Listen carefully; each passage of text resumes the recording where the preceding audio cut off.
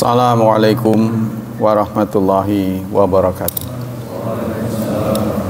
Innal hamdalillah nahmaduhu wa nasta'inuhu wa nastaghfiruh wa na'udzu billahi min syururi anfusina wa min sayyiati a'malina. May yahdihillahu fala mudhillalah wa may yudlil fala hadiyalah. Asyhadu an la ilaha illallah wa asyhadu anna Muhammadan abduhu wa rasuluh la nabiyya ba'dah.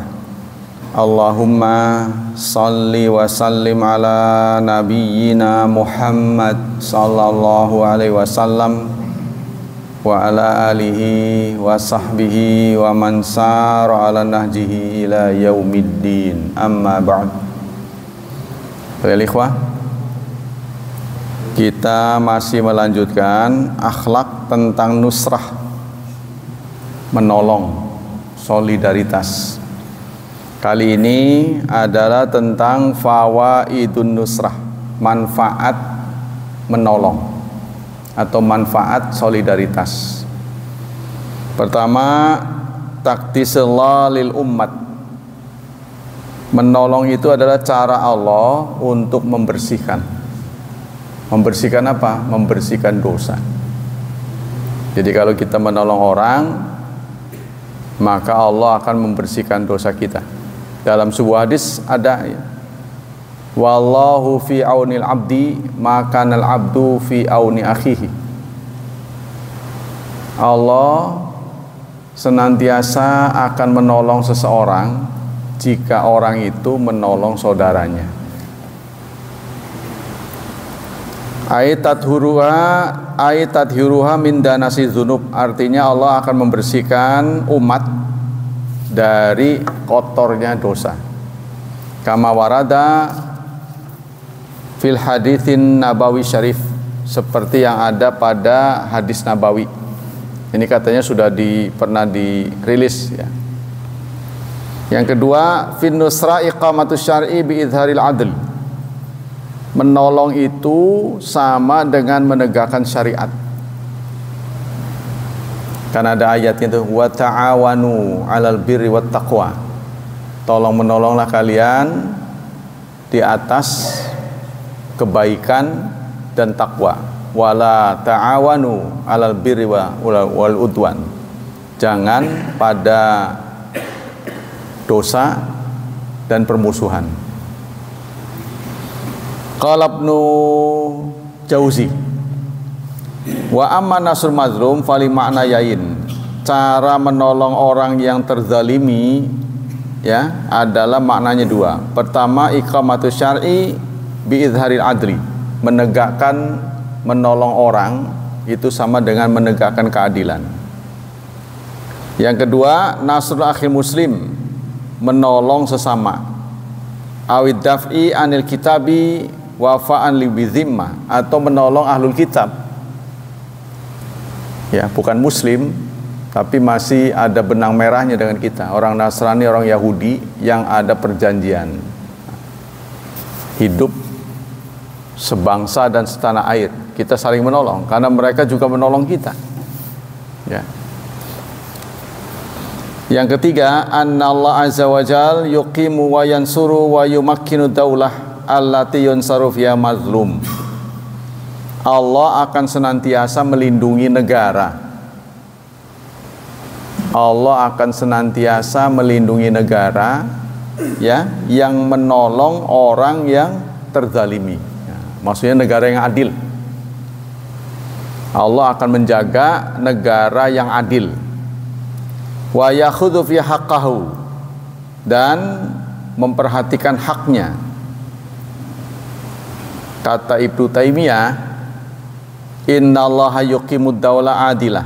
Allah akan menegakkan negara yang adil. Wa in kanat kafiratan, meskipun negara itu kafir. Ya, contohnya Singapura tuh. Wah, kita tuduh itu sebagai agen Yahudi. Tapi dia sangat terhadap rakyatnya. Ya, saudara kalau nggak percaya, datang ke Singapura, lalu saudara hilangkan benda saudara. Asal di fasilitas umum aja, contohnya geletakin di bus, itu akan ketemu lagi. Ya, jadi begitu adilnya mereka itu benci pencurian. Jadi kalau kita ada dokumen-dokumen ketinggalan di bus contohnya, atau di mobil, asal kita ingat aja mobilnya namanya apa, jam berapa.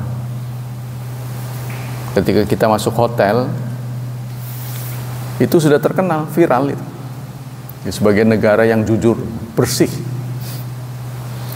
Bandaranya, nah, itu bisa dijadikan tempat nginep. Jadi kalaupun kita nggak pengen jalan-jalan tapi nginepnya di bandara, bisa. Ya. Terus semua air minumnya gratis. Asal yang di tempat umum ya, bukan yang di kemasan. Jadi yang ngocor dia sediain dispenser. Sepanjang kita ngambil dari situ gratis. Ya. Jadi banyak kemudahan-kemudahan. Nah, ini di negara-negara yang ya sudah memperhatikan kemakmuran rakyat, ya, kemudahan rakyatnya. Seperti itu mereka. Terus ya, kemudian kata Ibnu Taimiyah selanjutnya, wala yuqibud daulata zalimah, dan Allah tidak akan membantu negara yang zalim. Wa in kanat muslimatan, meskipun negara itu muslim. Ya, meskipun orang Islam yang mengelolanya, kalau dikelola dengan cara tidak adil, pasti negara itu kacau.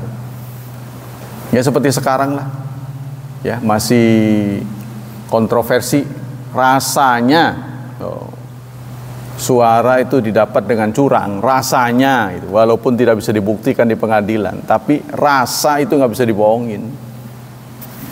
Ya, sehingga taatnya itu sumeh gitu loh, bahasa sih males, tak sumeh gitu, wah sireman, uli mengkonon gitu. Jadi nggak ikhlas. Nah inilah makanya diperlukan rembuk nasional. Semua harus dilibatkan. Kan tumben-tumbenan itu. Menyusun kabinet pun mantan-mantannya dipanggil, dimintakan suaranya. Ya, semua mantan presiden diminta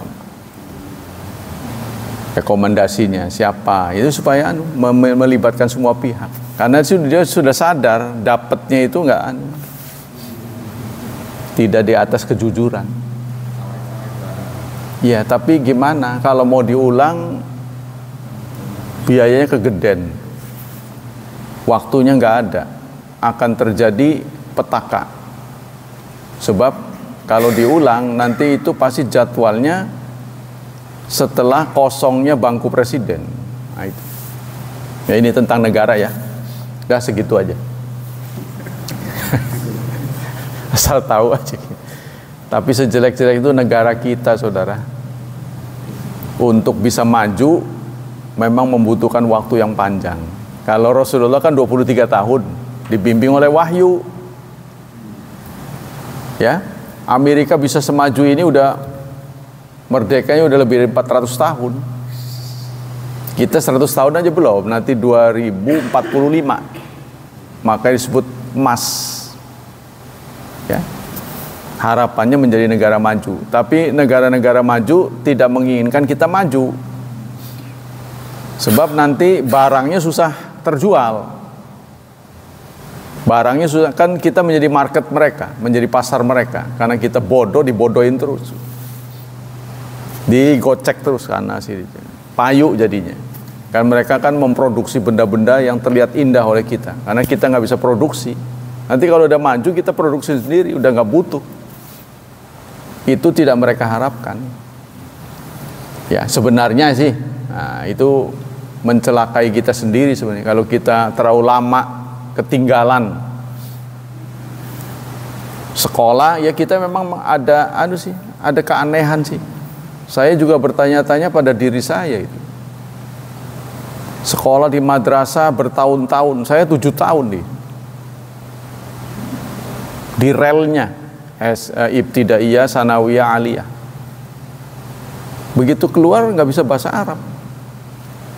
Jadi kalau orang Arab datang ke sini, saya sempat kebingungan juga, walaupun pikir-pikir, oh iya, anehnya gitu. Harusnya kan itu skills, karena cukup lama harus bisa harusnya. Maka itulah ada privat akhirnya, karena dia dalam waktu singkat ya bisa memberikan keterampilan dengan cepat. Itu harusnya pakai itu, karena kita nggak punya waktu. Karena umur kita terlalu singkat. Kalau kita nggak cepat kuasai, maka kita akan menambah banyak pengangguran. Nggak kepake, ya, nggak kepake akhirnya. Atau kita kalaupun kepake, jabatannya rendah karena keterampilannya kurang. Nah, kita kembali ke sini. Jadi Anda boleh ke Mekah, tapi sekali-kali nggak ke Singapura juga nggak apa-apa. Itu adalah negara yang maju, negara maju yang paling dekat dengan kita.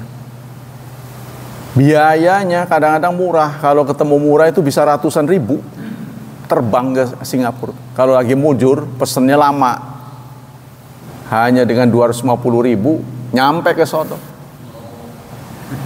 Lagi promo, malah lebih mahal ke Bali.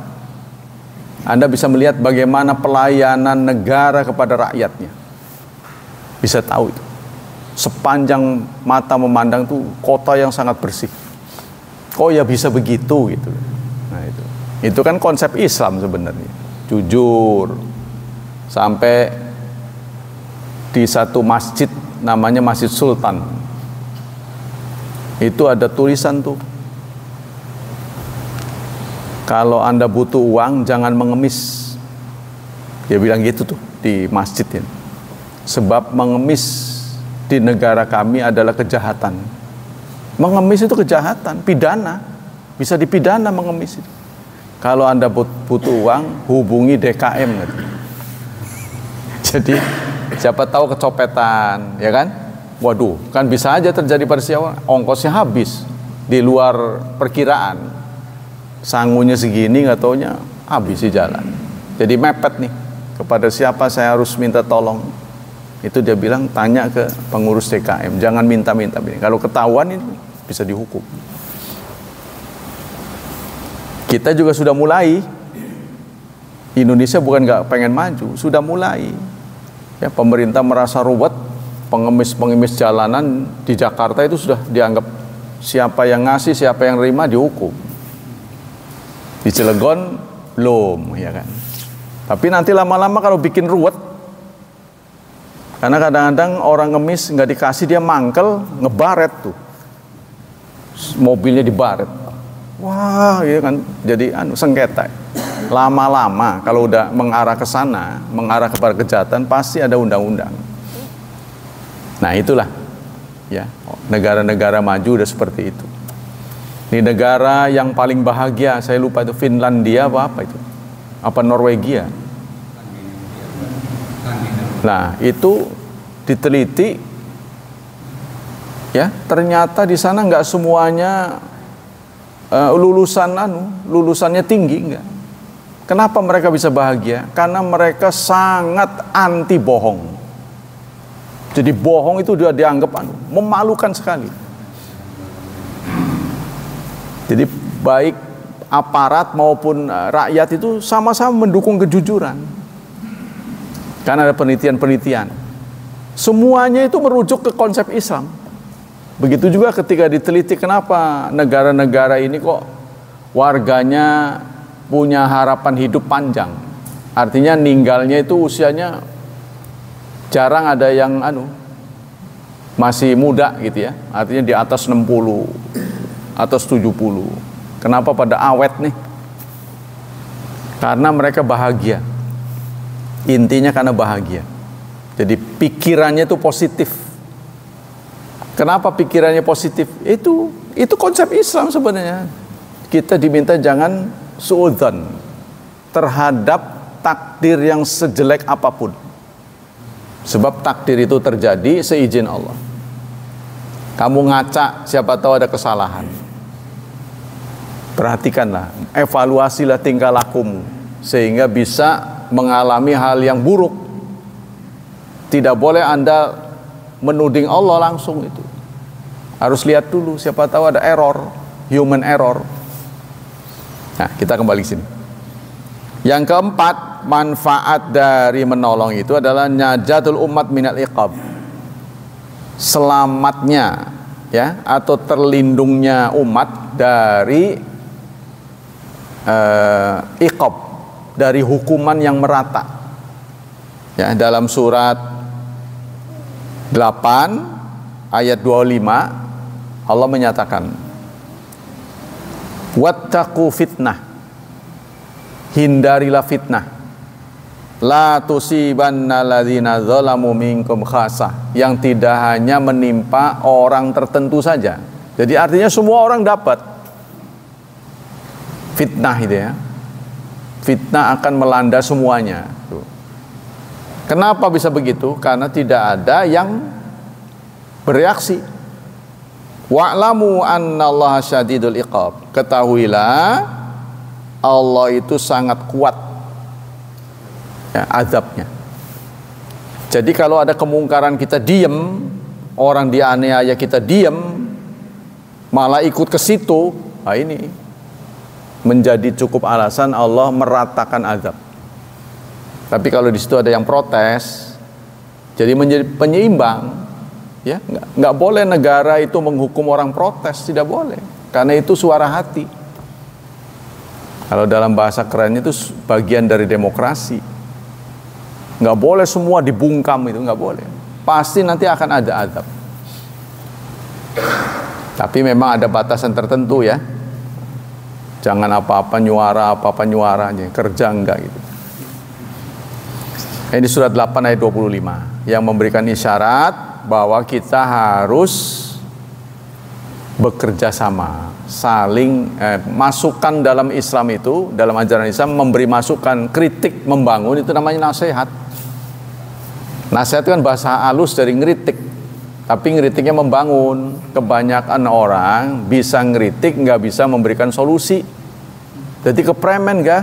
Lah kita goro-goro kan sih sing jadi ngurus. Buku saya aja paleng ketemunya begitu. Bundet, deadlock. Saya juga deadlock. Dia ngeritik-ngeritiknya gampang ngeritik mah. Kepremen kudu nih. Way out-nya gimana? Solusinya bu. Ya kan? Ya sama dengan itu saya katakan sepak bola tuh. Kita udah bangga mau menjadi kandidat peserta olimpiade. Waduh, tinggal semet man. Premen isi rekun. Kan gitu kan. Maki-maki. Mereka udah capek. Tinggal dikit lagi. Wah, kalah. Ya Allah, udah demen tuh. Orang Indonesia yang makannya pecel lele, tempe goreng, oh ya bisa menjadi mendunia. Kok ya bisa gitu kan. Kita bisa kalau kita betul-betul. Ya orang Korea juga sama, makan minumnya kayak kita sama. Tapi kalau disiplin insya Allah bisa. Harusnya begitu ya. Nah ini. Yang kelima, annallah yansuru mazlum yansuruh Allah. Orang yang menolong orang yang dianiaya nanti akan ditolong Allah. Nah, itu hadisnya ada. Ya, wallahu fi aunil abdi makanan abdu fi auni akhi. Kalau kita suka menolong orang, suatu saat kita akan ditolong. Kata para ulama, kadangkala pertolongan itu datang tidak langsung. Ya, tapi bagian dari kita. Contohnya kita menolong orang, anak kita mudah hidupnya. Orang mengelamar susah, dia malah cepat. Ya. Terus melamar kerja, play kerja, orang mengantri sampai panjang nggak dapat, dipanggil. Nah, contohnya gitu. Dimudahkan oleh Allah. Nggak selalu kita, kadang-kadang anak kita. Tuh ya, itu manfaat lain dari menolong. Wal jaza min jinsil amal, balasan sesuai dengan amalnya. Kata bahasa Indonesia itu hasil tidak mengkhianati usaha apa gitu. Bahasanya kok aneh deh. Kalau Arab kan balasan sesuai dengan amalnya, sesuai dengan usaha. Tapi di Indonesia kan dengan apa itu? Hasil tidak mengkhianati usaha ya. Hasil tidak mengkhianati usaha itu dalam bahasa pergaulan. Bahasanya begitu, kayaknya kok rada nyureng kita ini. Kalau di sini kan balasan artinya reaction sesuai dengan action. Balasan itu sesuai dengan usaha kita. Kalau kita usahanya maksimal, hasilnya maksimal. Jadi output nggak jauh dari input. Ya, makanya jangan terlalu berharap tinggi kalau outputnya rendah. Saya membandingkan benar ini keadaan santri. Santri makannya kurang perhatikan gizinya, seadanya, kadang-kadang nasi bekas. Ya memang adanya begitu sih, keroknya begitu. Tapi tubuh kita nggak bisa dibohongi, butuh nutrisi. Ya, sementara orang lain tuh yang mendapat pendidikan maksimal, biayanya cukup, ya, mukanya merah-merah. Jadi kelihatan kayak darahnya ngalir. Tapi kalau ngelihat santri-santri kayaknya kuyu. Walaupun doanya banyak nggak bisa dibohongi, makannya bakwan terus, aduh gitu, gimana? Orek. Iya, tempe orek. Ya memang bisa sih, ada mukjizat ya. Memang betul ada mukjizat. Ya seperti saya lah katakan. Saya udah dapat pengetahuan tentang memelihara mata. Memelihara mata. Jadi saya menghindari baca itu dengan penerangan yang minim. Di pesantren kan memang biayanya kurang ya. Jadi lampunya itu kadang-kadang 10 watt. Lampu pijar lagi. Bukan lampu yang sekarang. Bukan. Lampu dulu pijar tuh. Yang iya, yang murah, yang ada itu benangnya itu. Itu kan lampu yang paling murah. Hampir sekarang nggak ada ya. Nah itu banyak berakhir dengan matanya itu minus. Saya menghindari. Saya selalu baca-baca itu di rumah kiai. Kiai itu kalau pasang lampu pijar 100 watt. Terang tuh, kayak seperti Masjidil Haram gitu. Nah itu. Ya alhamdulillah saya selamat. Jadi nggak bisa dibohongi itu. Kita harus mengikuti syariat yang Allah berikan. Nggak bisa mengadakan doa-doa saja, nggak bisa. Ya artinya kalau kita banyak belajar, sebodoh apapun seseorang kalau banyak belajar mah pinter. Sebaliknya, sepinter apapun kalau malas belajar bodoh. Ya kan? Nah anak-anak kita ini rata-rata pinter, cuma males itu loh. Kita bukan bangsa yang recehan, bisa kita. Cuma yang males dan kesempatannya nggak ada. Nah itu bedanya. Contohnya kalau di pesantren jarang ada perpustakaan. Bagi mereka yang kebetulan ekonominya minim, dia nggak bisa kesempatan banyak baca. Bukunya tipis-tipis, kitab-kitabnya itu. Sementara persoalan yang dibahas oleh Islam banyaknya bukan main. Lebih dari orang kafir. Karena yang dibahas oleh kita dunia akhirat. Orang kafir hanya dunia saja. Ya, jadi literaturnya banyak. Nah kita kurang banyak baca. Ini yang menyebabkan kita kurang wawasannya. Fallahu subhanahu wa ta'ala yasakhkhara lahu man yaqifu ila janibihi wa yansaru fid dunya wa yatawallahu Allah fil akhirah. Allah ya akan menundukkan untuk orang yang suka menolong di dunia. Allah akan berikan banyak fasilitas ya. Kama fil hadis, seperti yang ada dalam hadis, man nasara akhahu bidzaril ghaib nasarahullah fid dunya wal akhirah. Barang siapa yang menolong saudaranya bidzaril ghaib, karena percaya pada yang gaib. Menolong itu bukan karena mau ditolong niatnya ya. Jadi menolong itu bukan karena membalas ya, tapi dia mengkreasi pertolongan. Maka Allah akan tolong dia di dunia dan akhirat. Jadi sambung menyambung. Dalam surat apa itu? Al-Lail ya. Fa amma man a'ta wattaqa wa saddaqa bil husna fasanu yassiruhu lil yusra. Barang siapa yang fa'aman man a'ta, memberi, fa'aman man a'ta, orang yang sudah memberi, wattaqo, dia bertakwa, wasaddaqa bil husna, dia percaya pada akhirat, fasanu yassiruhu lil yusra, maka kami akan beri jalan kemudahan. Tuh, kalau kita berbagi, kita akan dimudahkan Allah. Sebaliknya, wa amma man bakhila, adapun orang yang bakhil, terus apa sih? Wa amam mambakhil wastaghna, dia merasa cukup, ya, tidak butuh orang lain. Wa kadzdzaba bil husna, dan mendustakan akhirat. Fasanu yassiruhu lil usra. Kalau tadi yusra, ini usra. Ya. Usra, yusra. Yusra kemudahan, usra kesulitan. Kalau saudara salah baca, nanti keliru. Adapun orang yang bertakwa, maka Allah akan buka kesulitan. Oh, salah itu. Ya kan? Kan mirip-mirip tuh, usra sama yusra. Seperti ada kata ini, la ilallahi tuhsyarun, la ilallahi, la-nya nggak panjang, la ilah, maka akan dikumpulkan kepada Allah. Tapi kalau la-nya dibaca panjang, la ilallah, itu artinya tidak akan dikumpulkan kepada Allah, digiringnya bukan kepada Allah. Itu kan bahaya.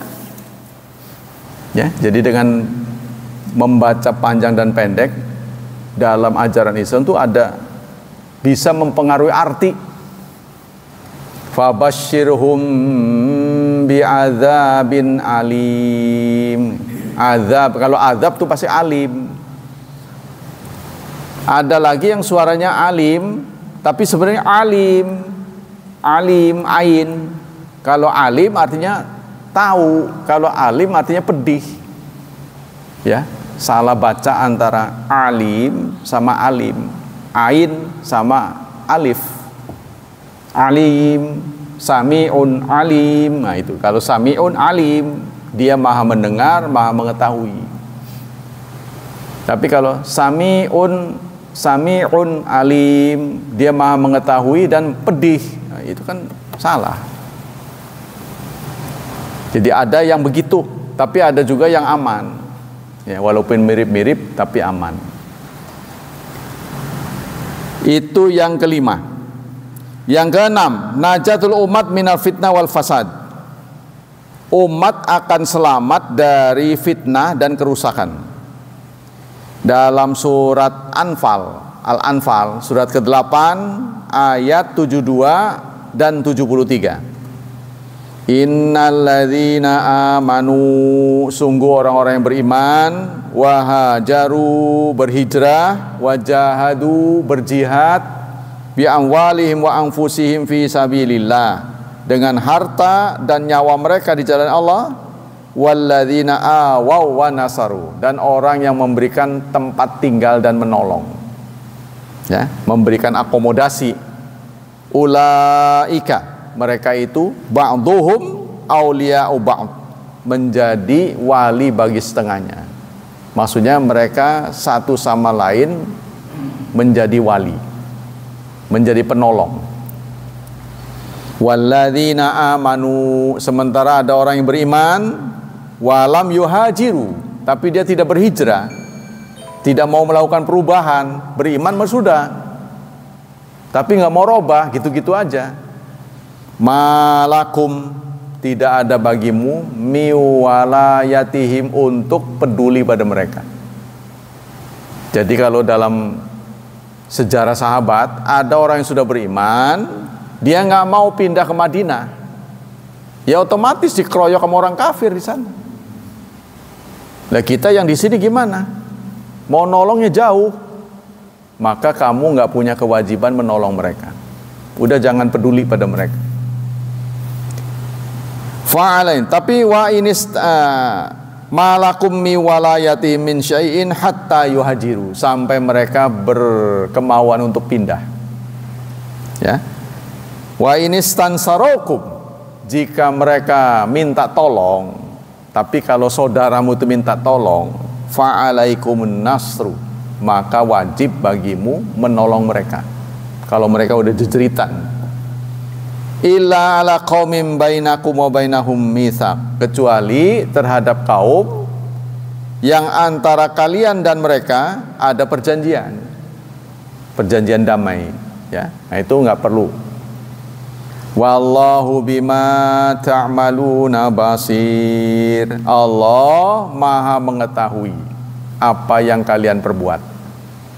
Walladzina kafaru, orang-orang kafir, ba'duhum awliya'u ba'd, adalah pembantu bagi yang lain. Orang kafir pun begitu. Orang kafir pun selalu mengutamakan produk mereka. Nah kita diminta untuk mengembargo produk-produk Israel.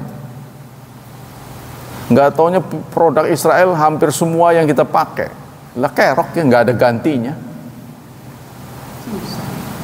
Wong kita menghadapi, ya artinya ketiadaan babi itu haram, tapi kalau nggak ada penggantinya maka dosanya dicabut. Wa man turra ghaira baghin wala adin fala itsma alaih, barang siapa yang terdesak tidak ada pilihan lain maka fala itsma alaih, tidak ada dosa baginya. Babinya tetap haram tapi nggak ada lagi. Jadi ketika kita ingin berganti, produk kita nggak ada, kita semuanya konsumen, nggak punya produk kita, ya, odol, bedak, semua punya mereka, ya gimana? Kita nggak sadar, ya, untuk memproduksi itu ternyata butuh energi luar biasa, produksi itu. Maka kita utamakan, kalau ada, utamakan produksi kita, ya, produksi kita sendiri yang kita unggulkan. Sampai-sampai di mana itu ada suatu tempat, ya, yang mengekspor salak,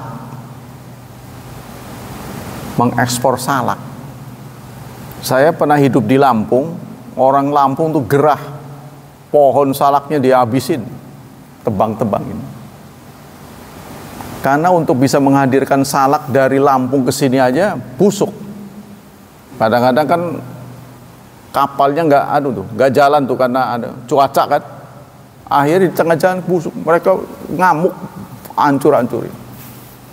Padahal saudara nggak tahu salak Lampung tuh enak tuh. Salak Lampung tuh kalau muda kecut. Aneh kan, kalau kita kan sepet. Salak tuh sasahan, kalau dimakan harus minum. Saya pernah disuguhi salak sasahan, setiap disuguhi dikasih air, kan tumben. Biasanya kan air ngambil sendiri, ini mah disediain bareng. Jadi satu tatakan itu salak sama air, tumben. Apa-apaannya, air kan bisa ngambil sendiri, nggak taunya begitu dimakan, memang bener kayak nyanggrek di sini. Gede memang. Nah itu dia. Jadi perlu perhatikan itu. Kita lanjutkan. Jadi insya Allah kalau kita mengutamakan menolong, umat ini akan selamat. Qala Tabari fa bayyana anna awla ta'wila ini ila taf'aluhu. Kemudian di ayat lain, lanjutannya surat 8 ayat 7273, jika kamu tidak melakukannya, di ujung ayatnya. Artinya enggak mau tolong menolong, takun fitnatun, maka akan terjadi fitnah. Fil ardi, di muka bumi, wa fasadun kabir, dan kerusakan yang parah. Jadi kalau kamu tidak mengutamakan diri sendiri, ya, produk dalam negeri, kita tidak utamakan menggunakan produk dalam negeri, itu kan menolong saudara kita, maka akan terjadi kerusakan. Apa kerusakan? Ekonomi. Ya, kita ketergantungan dengan impor terus-terusan. Ya, sampai hari ini demennya impor tuh. Beras impor, apa impor. Karena pemerintah curiga pada rakyatnya ini. Wah, ini sengaja ini. Ada yang menimbun ini. Ya, jadi dengan ada beras didatangkan kan jadi murah. Ya mereka harus jual gitu kan. Jadi ada oknum-oknum tertentu yang memanfaatkan. Cabai jadi mahal, minyak jadi mahal. Tapi Cilegon mah tenang-tenang aja, mau mahal sing penting ke tuku. Jadi saya pernah dengerin nih dialog orang berhadapan dengan tukang sayur. Dia kasih tahu, pire ku harganya sekian. Wah, larang teman katanya. Terus dia ngomong sendiri larang, tapi dia sendiri menimpa isor apa larang sing penting ke tuku ya katanya. Jadi dia sendiri kaget, dia sendiri sadar. Nggak apa-apa mahal, yang penting kebeli katanya. Orang Cilegon begitu. Alhamdulillah, ya kan? Tidak ada gejolak yang terlalu berarti kita. Di mana-mana itu cabai mahal teriak, Cilegon menang baik. Mana ada orang teriak cabai mahal? Ya udah, kebeli. Kalau mampu kebeli, nggak mampu ya sudah jangan dibeli. Terus ada dulu, udah rebus saja, katanya. Ya. Sehari gantikan beras dengan pisang apa ya? Hah? Ada yang ngasih tahu pisang. Dia sendiri nggak ganti, nyuruh orang ganti. Udah pisang aja. Nah itu ya. Jadi kalau sampai tolong menolong ini tidak menjadi karakter kita, kita nggak mau lagi menggunakan produk dalam negeri, kita tidak menghargai lagi bangsa kita sendiri, maka otomatis ekonomi kita akan sulit. Rupiah kita akan melambung terus. Ya, gara-gara kita suka menyimpan mata uang lain. Seperti sekarang ini dunia belum stabil ini. Ekonomi masih merah. Saham-saham masih merah. Ini menandakan banyak orang yang mengalihkan hartanya untuk emas dan dolar. Jadi kalau situasi gawat, ya dunia ini, orang-orang di dunia ini itu membelanjakan emas. Nggak mau dagang dia emas, karena itu resiko, riskan gitu, naik turun. Dia membelanjakan emas dan dolar, nyimpen dolar. Akhirnya rupiah nilai tukarnya rendah, ya, jadi tinggi. Hukmu nusratil mazlum, status hukum menolong orang yang teraniaya. Qala Abdul Batal wa aman nasu mazlum fa fardu ala ma yaqtiru alaihi wa yata'a amruhu. Bagi orang yang mampu menolong orang yang teraniaya itu fardun. Kan ada orang yang angel dia omongi, nggak mau berhenti kejahatannya kecuali kalau ada orang itu yang ngomong. Jadi orang ini didengar, maka kita deketin orang ini, ya, memberikan masukan. Karena orang tuh kadang-kadang kan istilahnya sentimen. Dia mau dengar kalau dari orang yang dia percaya. Kalau bukan dari orang yang percaya, sumber yang dia percaya, dia nggak mau dengar sebaik apapun. Jadi lebih mengedepankan suka tidak suka. Kalau diomongi oleh orang itu mah nurut dia. Nah, maka kita bisa memanfaatkan. Nggak selalu harus kita, ya. Contohnya ya keluarga kita lah. Kalau diomongi orang mau, diomongi kita angel, nggak orang ngandel sih. Padahal kita yang memberi nafkah. Tuh. Kebanyakan kita begitu.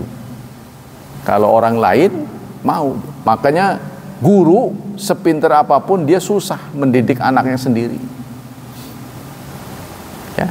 Jadi artinya ada orang yang berusaha privat di rumah. Anak saya bertahan sampai dengan anak cucu saya SMP. Selebihnya nggak kuat. Angel, kalau gurunya orang tua sendiri susah dia. Lebih dengar orang lain. Itu kayaknya sudah Ya saya pernah diskusi, nggak bisa Pak, itu paling sampai taraf tertentu, nggak bisa sampai pol. Karena kecenderungan orang begitu. Jadi bagi orang yang mampu, ya, bagi orang yang mampu maka fardu buat dia. Jadi kita juga menolong orang terus hati-hati. Kalau Anda nggak bisa, jangan coba-coba, ya.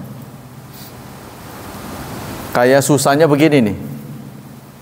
Kita suka melihat ibu-ibu ya, pengemis jalanan itu.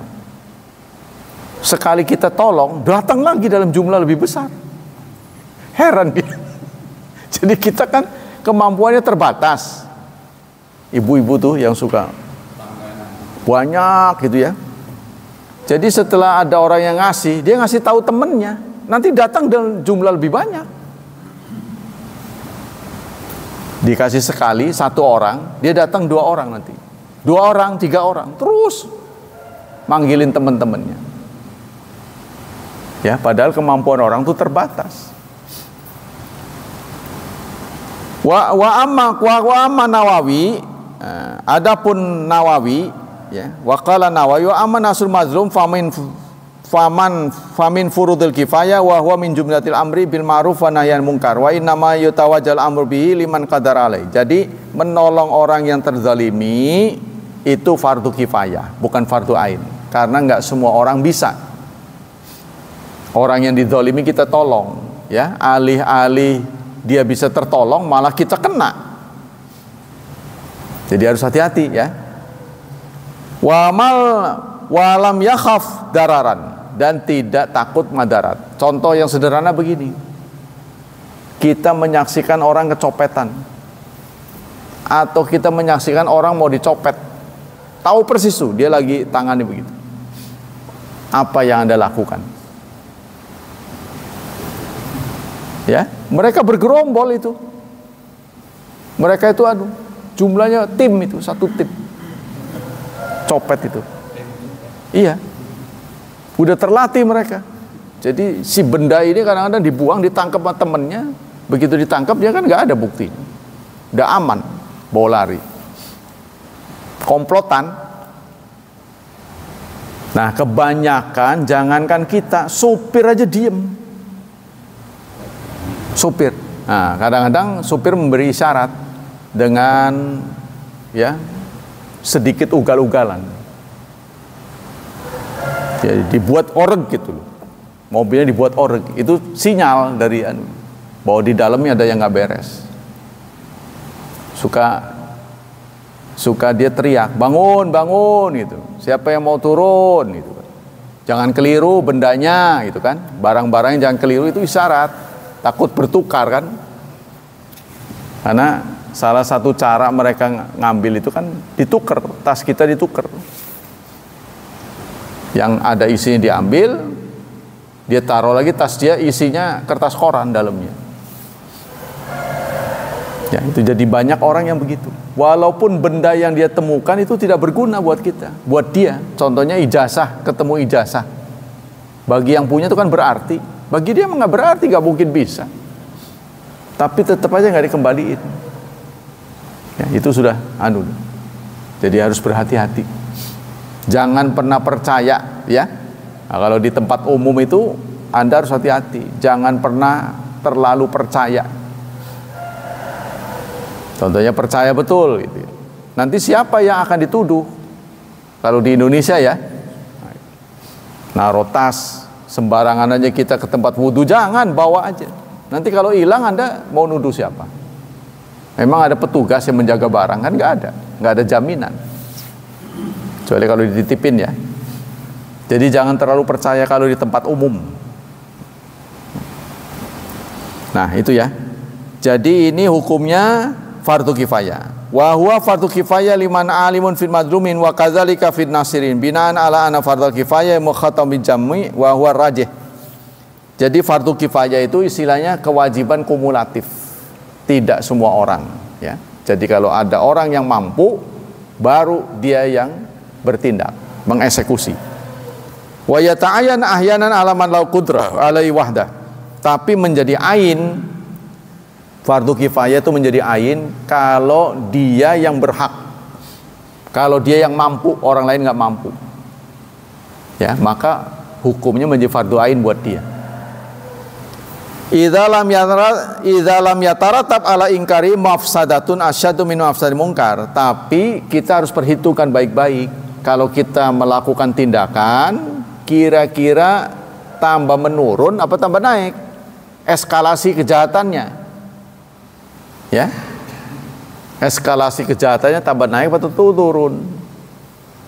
Contohnya gitu tuh, di Bali banyak kemungkaran, dilihat dari sudut Islam. Ini gimana nih baiknya, dibiarkan atau dibom saja? Dibom. Apa mereka akan mengakhiri kemungkaran? Tetap aja. Dihitung baik-baik gitu. Kan ada orang yang nggak sabar kan, dia menggunakan kacamata dia, wah mungkar itu, didiamkan itu. Jadi Bali memang kalau nggak diingatkan itu bisa-bisa orang telanjang di jalanan itu, sehingga mereka ada zona tertentu, Pak. Jadi pantai tertentu yang hanya dikunjungi oleh orang bule, karena mereka itu dalam soal pakaiannya udah gila-gilaan. Kalau kita pakai gaitnya muslim, dia memberi peringatan, Pak ini jangan dikunjungi, ini khusus orang-orang mereka. Orang-orang Bali juga begitu, kesel sama dia sebenarnya. Tapi karena di sisi lain menguntungkan, ya, karena turis ini kan untung yang paling nomplok lah gitulah singkatnya. Turis orang bisa datang gitu, wah itu pasti mendatangkan rezeki karena kan dia butuh makan, butuh minum, aja kan berbagi. Ya seperti KS lah. Jayanya KS ini memberikan dampak, ya, lebih banyak dampak positifnya karena mereka kan belanja. Ada tukang kopinya, tukang apa. Makanya sudah nggak ada lagi pasar kaget, nggak ada kan? Ya apa yang kaget, dia orang KS aja nggak kaget-kaget. Tidak ada yang mengagetkan sekarang. Semuanya anteng. Saudara kesian loh kalau saya kan masih suka diundang khutbah, ya. Jadi masuk tuh hanya melihat dipertontonkan rongsokan. Ya Allah, saya sendiri aja ngeliatnya sedih gitu loh. Nggak terbayang oleh saya. Ya kalau mau ngelamar lagi udah tua itu kan, sudah dimakan usia. Anunya juga pabriknya sudah dimakan usia. Jadi karena lama nggak produksi, karatan udah. Kalau mau produksi lagi butuh biaya untuk memulihkannya itu. Udah pada karat kosokin gitu kan. Ya Allah, gimana ya negeri ini kok bisa begitu? Loh, ini salah kebijakan atau gimana? Tapi ketika orang Korea datang kok bisa gitu? Ya kan? Ya kan? Itu ternyata bukan pada besi saja, pada sepak bola juga begitu. Heran saya. Yang main sama, cuma beda orang pengelolanya. Kok bisa menang? Aneh itu. Ketika dilacak ke Korea sana, ada orang Islam yang melakukan penelitian. Kenapa orang Korea ini kok dalam hal apa saja unggul? Ya, dia mulai naik gila gitu. Dia kembali menunjuk orang Islam. Justru saya menggunakan dalil orang Islam. Ketika ditulis itu, sebuah tulisan ilmiah ya. Dia menggunakan dalil apa? Innallaha la yughayyiru ma biqaumin hatta yughayyiru ma bi anfusihim. Allah tidak akan merubah nasib suatu kaum sebelum kaum itu yang memulai. Kita yang harus memulai, maka Allah akan menjawab positif. Wong kita malas pengen berhasil, ya susah. Itu kata mereka. Oh, ternyata dalil saya juga gitu. Heran, di tangan dia kok bisa berhasil, di tangan kita kok enggak.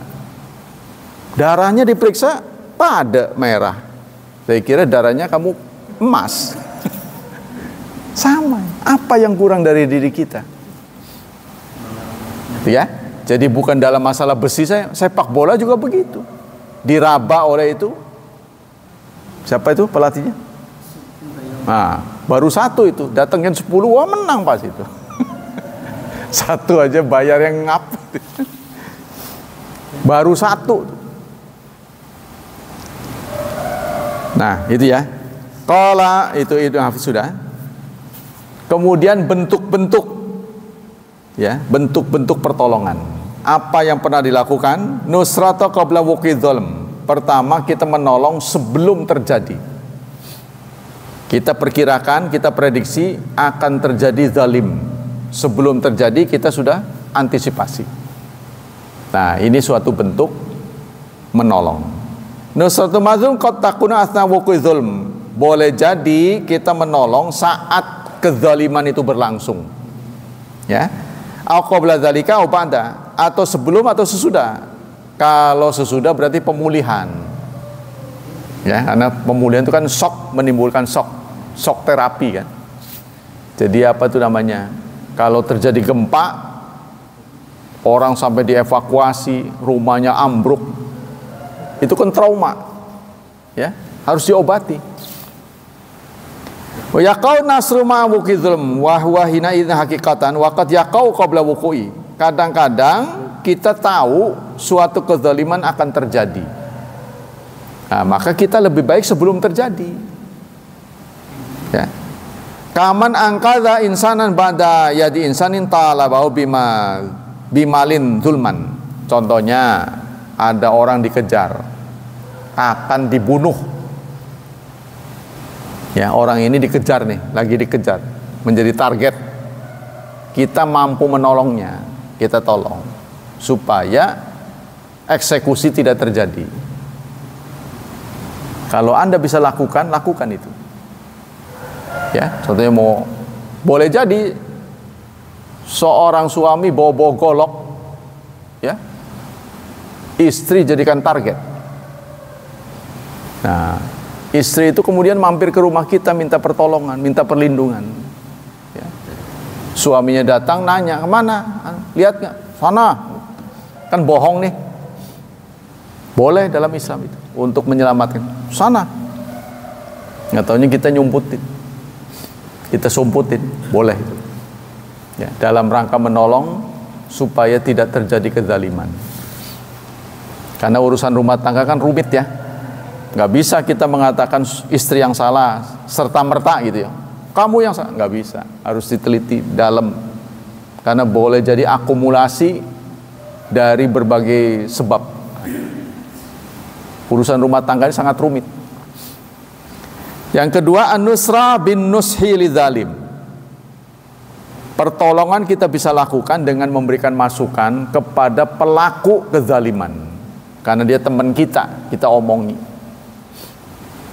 Ya, kita sadarkan. Nah, itu bisa kalau kita lakukan. Idza ra'aita syakhsan yadlimu jarahu bil isa'ati wa adamu balat bi fa inna yajibu 'alaika ayan surah hadza wa hadza. Kalau Anda melihat seseorang menganiaya tetangga, ya, kita bisa memberi masukan kepada yang berbuat zalim dan yang dizalimi. Ya. Lakukan. Fatadhhab ila zalim aljar. Lalu Anda datang kepada tetangga yang zalim, Anda memberikan nasihat. Nah, dengan nasihat Anda itu dia berkurang tekanannya.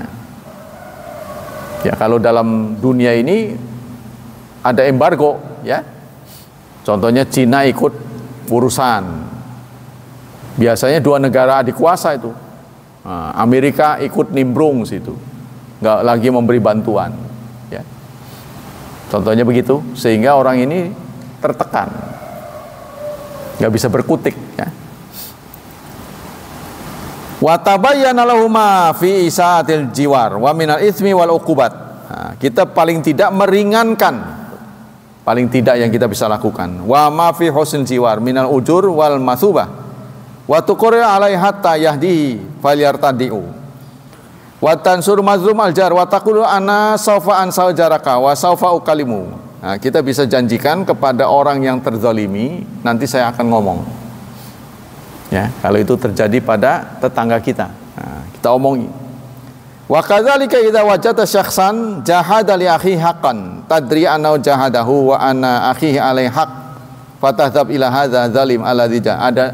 Contohnya begini. Ada supir cerita. Sedang nganter saya, dia cerita. Saya habis nganter Ustadz mau ke kantor Kemenang. Wih, tumben, saya bilang. Mau apa nih, mau nikah lagi tuh gimana? Enggak, saya mau ngurus haji gitu. Saya mau ngurus haji. Kok bisa gitu? Memang daftar udah lama. Enggak, saya menggantikan orang tua saya. Jadi orang tuanya meninggal. Terus dia menggantikan porsi orang tuanya. Nah, pertanyaannya, boleh nggak begitu? Dalam Islam, kalau orang sudah daftar, kan berarti sudah niat tuh, ya. Maka keluarganya harus menghajikan dia. Itu sah, badal haji begitu, ya kan? Itu disepakati oleh ulama sah. Tapi kalau orang tua kita nggak pernah sekalipun bicara haji semasa hidupnya, ninggal aja begitu. Atau pada waktu itu kita masih anak-anak. Ya, ditinggal orang tuanya. Saat kita dewasa, ya kita mendingan lah gitu dari sisi ekonomi. Maka terpikir oleh kita, waduh, bapak saya belum haji, boleh nggak dihajikan? Ini terjadi kontroversi karena dia nggak pernah niat. Orang tuanya nggak kepikiran sama sekali mau haji. Tapi kalau dia sudah daftar, itu berarti sudah niat. Porsinya dimasukin oleh anak. Bagaimana hajinya dia? Maka menurut saya, Anda harus membadalkan haji. Lah ora lah. Lah kita duitnya sing ndi? Lah salah Anda. Anda membadalkan haji kan cuma 10 juta. Ya kan? 10 juta kita suruh mukimin di sana, ya. Teman kita bangsa Indonesia yang lagi belajar di sana, kasih 10 juta, suruh berhaji, niatnya untuk bapak kita yang kita gantikan porsinya. Porsi haji itu kan mahal, udah cepet kita gantiin, kita sendiri nggak mau. Lah kita nih duitnya sih salah. Saya bilang Anda nggak ngerti, nggak boleh begitu, itu mengambil hak orang tua Anda. Tapi kalau dia menghajikan kan nggak bisa, karena dia belum haji kan. Saya niat haji untuk bapak saya, nggak bisa kan, dia belum haji. Syarat badal haji kan harus sudah haji. Dan satu orang cuma satu, setahun sekali lagi. Jadi kalau saya mahasiswa di Mekah contohnya, berapa orang? 10, udah tak hajiin semua, nggak bisa. Saya hanya punya hak satu kali, setahun cuma sekali. Ya pantas karo mahal. Semono doang kok 10 juta. Ya nggak bisa lah, itu satu tahun cuma sekali. Tuh ya, wajar. Jadi kalau kita keadaannya begitu, kita harus memberikan itu. Jadi dibandingkan dengan yang kita gantikan, lebih mujur kita. Nunggunya cepet ya kan, nggak perlu lama kan. Tahu-tahu jol aja kita sudah di depan. Yang kedua, orang tua kita sudah bayar setidaknya 25 juta. Kita menghajikan cuma 10. Wajar gitu. Apalagi yang ketiga, dia orang tua kita. Ya itu si supir itu karena nggak ngerti, wah kita di duitnya sing ndi. Gitu. Salah Anda itu. Saya bilang kamu salah. Gitu. Yang ketiga, nah itu paling tidak begitu. Kalau kita punya tips atau nasihat, kita beri. Nusra bi syafaatin mazlum, nusra bi nushi, dengan nasihat tadi ya, memberikan masukan. Yang ketiga, menolong dengan memberi syafaat. Jadi dengan perantara kita dia lebih ringan. Ya, contohnya kalau yang didengar si wakil rakyat. Kenapa orang berbondong-bondong kepengen jadi wakil, menjadi aparat? Karena ada kemudahan. Nah, demikianlah kajian pagi ini. Ada pertanyaan sebelum ditutup? Singkatnya, kajian pagi ini menginspirasi kita supaya kita ini mudah menolong orang. Ya, keuntungannya banyak. Menolong orang itu suatu saat Allah akan menolong kita. Ya, baik secara langsung maupun tidak langsung. Ya, paling tidak kita mengurangi ya perbuatan tidak jujurnya. Jadi kalau mau saya tolong, kamu jangan curang lagi, jangan bohong lagi. Karena terus terang mental pengemis berubah menjadi mental pemberi itu berat. Jadi kalau orang udah terbiasa ngemis, diberi, terus dia manuver supaya memberi, itu nggak gampang. Ya, jadi kelezatan itu, ya, kelezatan hati ini antara menerima dan memberi itu sebenarnya kan lebih lezat memberi. Tapi orang yang udah terbiasa memberi, diberi, minta, itu berat itu. Setiap ketemu orang minta, bawaannya tuh minta terus gitu. Apa aja gitu, ngerepotin orang aja pokoknya. Nah ini manuvernya susah Pak. Jadi butuh pendidikan panjang. Mental soalnya. Nah kayaknya mental kebanyakan kita itu begitu. Ya, ketika teman kita nyalon itu udah bagus. Nama kita keangkat, Pangurawi ada calon. Kan bagus tuh. RW-nya sama, RT-nya sama. Wah, kemanyangan. Tapi kita begini. Minta. Kan itu memalukan sebenarnya. Nggak perlu minta. Kalau kamu jadi nggak bener, awas. Nah begitu, jadi punya daya iya gitu sih, ya kan? Nah, kita nggak begitu. Nah itu berubahnya susah, perlu lama itu. Jadi kita harus bersabar. Paling tidak kita mengurangi kebohongannya. Aja ngetuk terus ya. Iya ngetuk mana? Susah. Iya. Ya demikian kajian pagi ini, semoga menginspirasi kita semua. Semoga Allah melimpahkan pahala yang berlipat ganda, tetap melindungi dan menyelamatkan kita dari wabah dan fitnah, dari syubhat dan syahwat. Dan semoga Allah memudahkan hidup anak-anak kita, memberkahi berkah, memenuhi berkahnya, serta menakdirkan mereka menjadi hamba Allah yang saleh dan salihat. Subhanakallah wa bihamdik, asyhadu an la ilaha illa anta, astaghfiruka wa atubu ilaik. Wassalamualaikum warahmatullahi wabarakatuh.